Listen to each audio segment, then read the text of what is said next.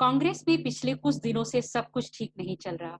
अंतरकलह के हालात यहाँ तक पहुंच गए हैं कि इसी हफ्ते पार्टी को राजस्थान के उप मुख्यमंत्री और प्रदेश अध्यक्ष सचिन पायलट को बर्खास्त करना पड़ा।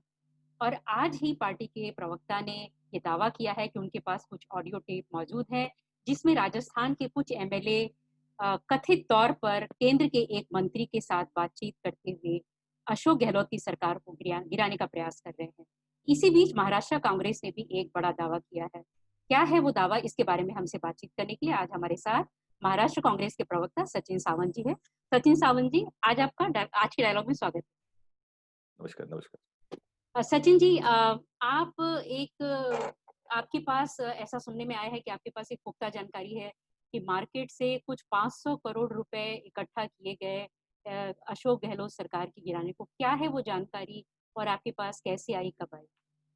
देखिए, इसमें कोई आश्चर्य की बात नहीं है। पूरे 2014 में देश का जो माहौल बनाया गया है, इसमें किसी भी विपक्ष की सरकार को भारतीय जनता पार्टी की केंद्र सरकार टिकने नहीं देती।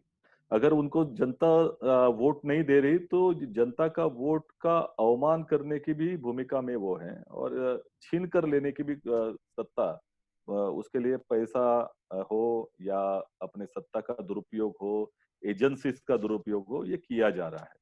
और महाराष्ट्र के भारतीय जनता पार्टी के नेताओं को भी बहुत हद तक इस्तेमाल केंद्र की जो भारतीय जनता पार्टी के नेताओं ने किया है, इसमें कोई दो राय नहीं।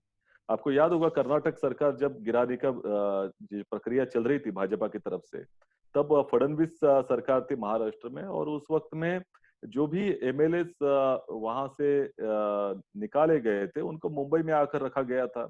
और बाकायदा भाजपा के नेताओं के, या चंद्रकांत पाटिल, जो मैं नाम लेता हूं उनके, चंद्रकांत पाटिल जी के घर पे भी मीटिंगें होती थी। तो ये सब प्रक्रिया हमने देखी है, और बहुत ही तादाद में, बड़े तादाद में आर्थिक मदद महाराष्ट्र की भारतीय जनता पार्टी की तरफ से हुई है। और इसी वजह से ये जो अभी कोई राजस्थान में जो प्रक्रिया चल रही है, इस पे कोई आश्चर्य की बात नहीं है। यहाँ से महाराष्ट्र भाजपा के नेताओं का और उनके जो भी माध्यम से आर्थिक ताकत जुटाने का बंदोबस्त किया गया है, ऐसी पुख्ता जानकारी हमें मिली है। आपको मालूम होगा कि गए 2-3 दिन में जो प्रक्रिया राजस्थान में चल रही है, जो भी सामने आ रही है वहाँ की जानकारी, उसमें 2 लोगों को तो पूरी तरह से पकड़ा ही गया है कि किस तरह से खरीद फरोख्त चल रही थी, उसमें वो शामिल थे गिराने की प्रक्रिया में। अब जो ऑडियो टेप्स आए हुए हैं, जो वायरल भी हुए हैं, और जिसके बारे में रणदीप सुरजेवाला जी ने भी आज प्रेस कॉन्फ्रेंस ली, उसमें भी बहुत गंभीर जानकारी सामने आती है कि किस तरह से वो प्रयास किया जा रहा है। और उसमें बाकायदा ऐसा कहा गया है कि पैसों का बंदोबस्त किया जाएगा, पैसा हो गया है वगैरह। तो ये हमारे पास जो जानकारी है, ये मैंने आज साझा हमने राज्य के होम मिनिस्टर से की है।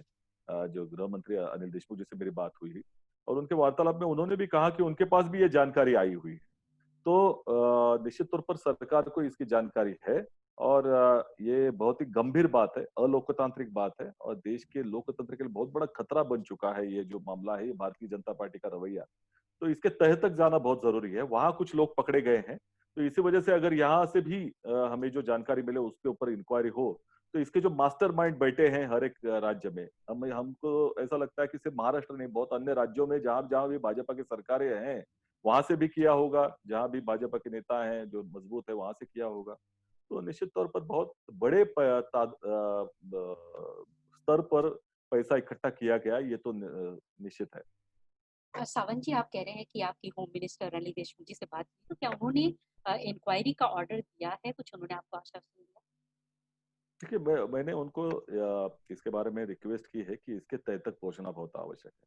पुलिस अपनी कार्रवाई अपने तरीके से करेगी, जिसमें कुछ कितने सबूत सामने आते हैं वो भी देखेगी। मैं ये समझता हूँ कि उनको, जो उन्होंने कहा मुझे कि उनको भी उसके बारे में जानकारी है, तो निश्चित तौर पर ये गंभीर स्वरूप लेता है। सरकार को अपने तरीके से वो जानकारी मिली है, हमने हमारे तरीके से बताया है, तो बहुत सारी जानकारी हमने साझा की है सरकार से। उसकी जांच के बाद में पता चलेगा कि किस हद तक हम लोग उसके बारे में तय तक पहुंच पाएंगे। सचिन, आप आरोप भाजपा पर लगा रहे हैं खरीद फरोख्त का। आरोप अपनी जगह, लेकिन कहीं न कहीं कांग्रेस के जो नेता हैं, जो इसमें संलिप्त रहे हैं, जिन पर आरोप है, उनकी भी तो कहीं न कहीं गलती है। अगर कर्नाटक में सरकार गिर जाती है, मध्य प्रदेश में सरकार गिर जाती है, राजस्थान में गिरने की कगार पर है, तो कहीं न कहीं पार्टी के नेताओं की भी तो कुछ गलती है। आप सीधा-सीधा आरोप भाजपा पे तो नहीं लगा सकते ना।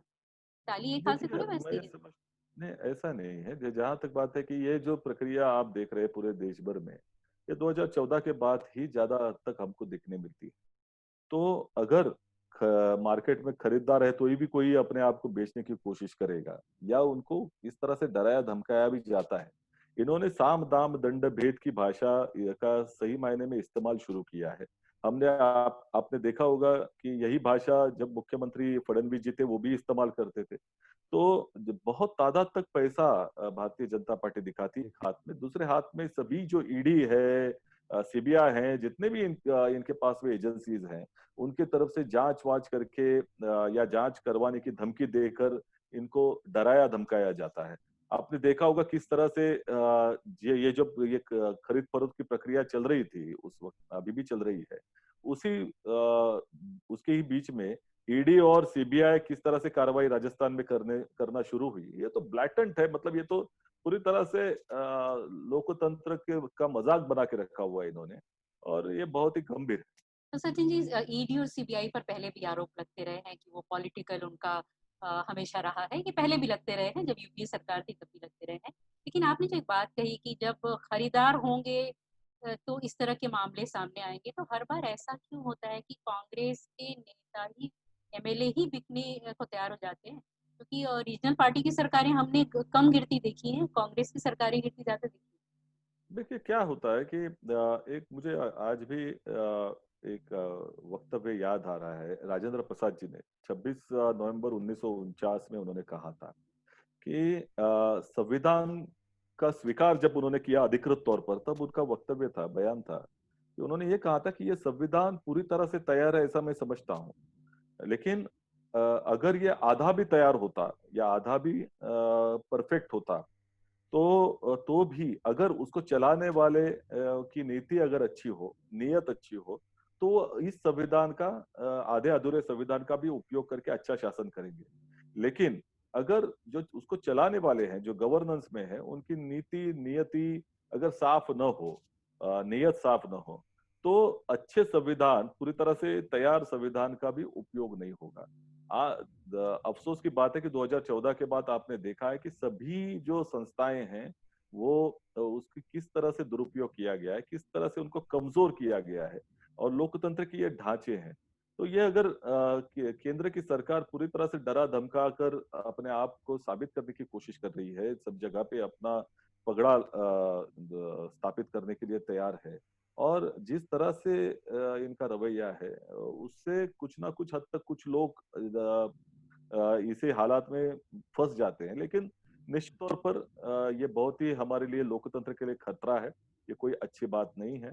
और सत्ता का लोभ इस तरह भारतीय जनता पार्टी के ऊपर छाया है कि लोकतंत्र, नैतिकता या परंपराएं और आदर्श, ये सभी जो शब्द है, ये बेमाने हो गए भाजपा के लिए सत्ता के सामने। सावंत जी, संजय झा जी जो आपके पार्टी के सदस्य रहे हैं, जिनको अभी-अभी आपने निलंबित किया है, तो उनका ये आरोप रहा है कि पार्टी में लोकतंत्र नहीं है।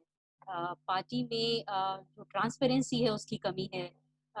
प्रेसिडेंट पद के लिए चुनाव नहीं हुए, कांग्रेस वर्किंग कमेटी के लिए 23 साल से चुनाव नहीं हुए।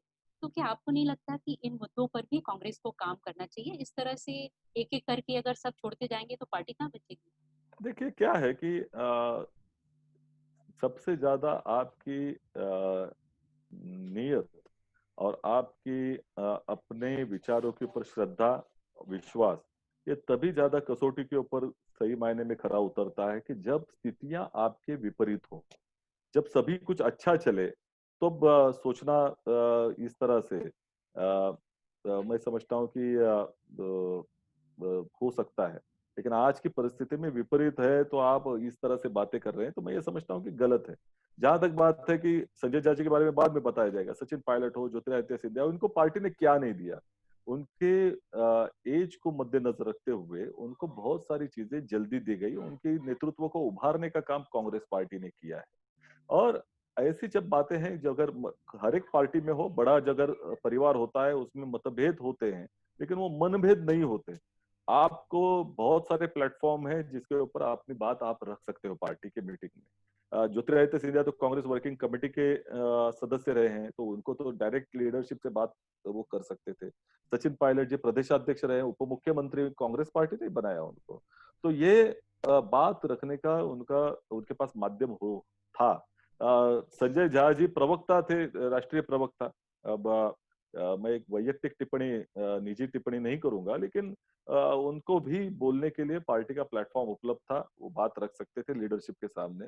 लेकिन अगर उन्होंने बजाय इसके अगर मीडिया को इस्तेमाल करने की कोशिश की, तो ये पार्टी डिसिप्लिन के अगेंस्ट है। और अगर पार्टी के कार्यकर्ता को पार्टी का डिसिप्लिन जान लेना बहुत आवश्यक है, उसको पालना बहुत आवश्यक है। परिवार में भी, अगर अपने परिवार में भी कोई सदस्य अगर गलत काम करता है तो उसको शासित किया जाता है। तो इसमें कोई दो राय नहीं कि ये नहीं होना चाहिए। निश्चित तौर पर संजय दत्त के ऊपर जो कार्रवाई हुई है ये उचित है। हमसे बातचीत करने के लिए बहुत बहुत धन्यवाद। Thank you. धन्यवाद।